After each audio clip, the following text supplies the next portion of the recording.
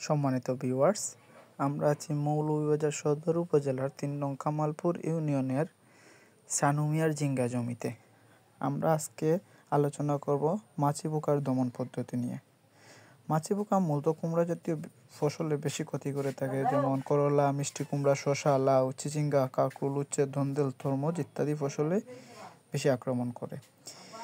এই মাছি পোকা, স্ত্রী মাছি পোকা তার লম্বা সরু ডিম পাড়ার নলের সাহায্যে কচি ফলের মধ্যে ভিতরে ডিম পাড়ে। ডিম থেকে কীড়া বের হয়ে ফলের শ্বাস খেয়ে বড় হতে থাকে, ফলে আক্রান্ত ফল পচে যায় ও খাওয়ার অনুপযুক্ত হয়ে যায়।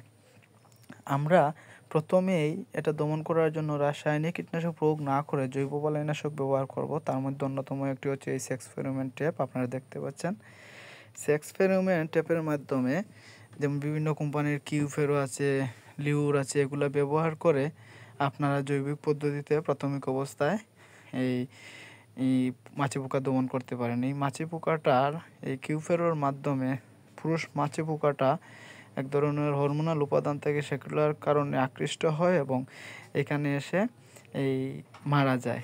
এখানে ট্যাপের মধ্যে নিচে সাবান পানি দেওয়া আছে, এখানে এসে আকৃষ্ট হয় এবং নিচে পড়ে মারা যায়। তার ফলে অনেকাংশ এই মাছি পোকা থেকে রোধ করা যায়।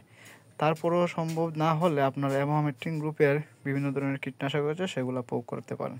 ধন্যবাদ।